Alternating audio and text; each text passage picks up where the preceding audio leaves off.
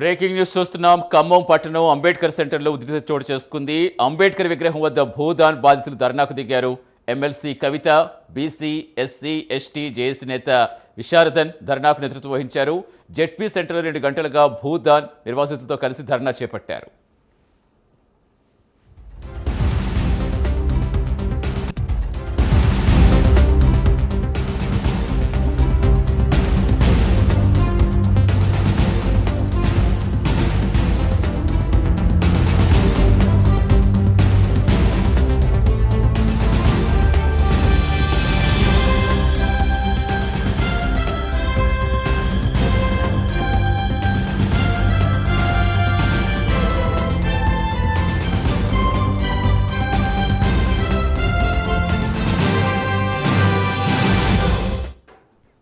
ఖమ్మం పట్టణంలో అంబేద్కర్ సెంటర్లో ఉద్రిక్తత చోటు చేసుకుంది. అంబేద్కర్ విగ్రహం వద్ద భూదాన్ బాధితులు ధర్నాకు దిగారు.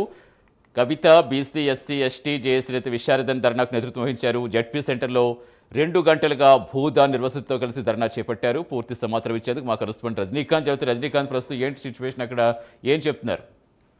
సతీష్, ఖమ్మం పట్టణంలో భూదాన్ వివాదం సంబంధించి తిరిగి చిలికి జానివానిగా మారిన పరిస్థితి ఖమ్మం పట్టణంలో అంబేద్కర్ విగ్రహం దగ్గర చోటు చేసుకుంది. దాదాపు 20 రోజుల క్రితం ఖమ్మం పట్టణంలో భూదాన్ నిర్వాసితులు, భూదాన్ వెలుగుమట్ల రెవెన్యూ పరిధిలోని భూదాన్ నిర్వాసితులందరినీ కూడా ఆలస్యంగా వాళ్ళు అక్కడి నుంచి ఖాళీ చేయించి అంబేద్కర్ భవన్ తో పాటు పక్కన టీటీసీ భవన్ లో నిర్వాసితులందరూ పొడించారు. ఈ వాళ్ళని పరామర్శించేందుకు వివిధ పార్టీలకు సంబంధించిన నేతలతో పాటుగా రాష్ట్ర వ్యాప్తంగా కూడా వివాదం చిలికి గాలివానగా మారడంతో ఈ రోజు జాగృతి నేత ఎమ్మెల్సీ కల్వకుంట్ల కవితతో పాటు జేఏసీ నేత విశారదన్ కూడా వచ్చాడు. విశారదన్ కూడా రావడంతో అక్కడి నుంచి వాళ్ళందరితో బాధ్యులతో మాట్లాడిన తర్వాత అక్కడి నుంచి వాళ్ళందరినీ ర్యాలీగా తీసుకొచ్చి అంబేద్కర్ ఖమ్మం పట్టణం జెడ్పీ సెంటర్ లో అంబేద్కర్ విగ్రహం మాత్రానికి ధర్నా చేపట్టడమే కాకుండా సుమారు 2.5 గంటల పాటు అంబేద్కర్ విగ్రహం చుట్టూ మొత్తం మానవహారంగా ఏర్పడే బాధితులతో పాటు జేఏసీ నేతలు అందరు కలిసి కవిత సంబంధించిన జాగృతి నేతలు కూడా ఇక్కడ మొత్తం ధర్నా నిర్వహించడం ఒక్కసారిగా ఉద్రిక్త పరిస్థితులు చోటు చేస్తున్నారని చెప్పొచ్చు. వీళ్ళందరినీ జాగృతి కవితతో పాటుగా విశారదన్ జేఏసీ నేతలను,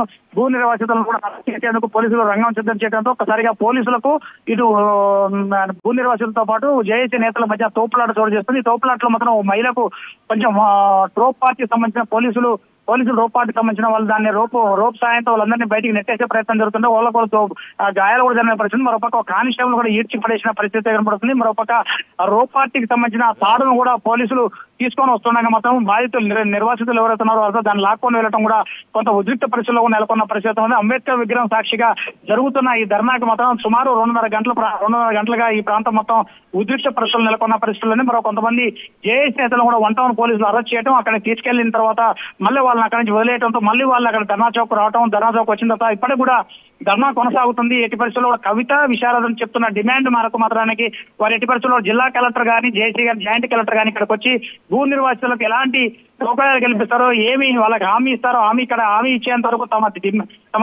ధర్నా మాత్రం విరమించేది లేదంటూ మాత్రం ఇక్కడ ధర్నా చేస్తున్న పరిస్థితి ఎదుర్కొనడంతో మరోపక్క ఇప్పటికే పోలీసులకు ఇటు జేఏసీ నేతలు, నిర్వాసితుల మధ్య భారీ తోపులాట కూడా, వాగ్వివాదం కూడా చోటు చేస్తున్న పరిస్థితి కనపడుతుంది. Satish, right, thank you Rajinikanth.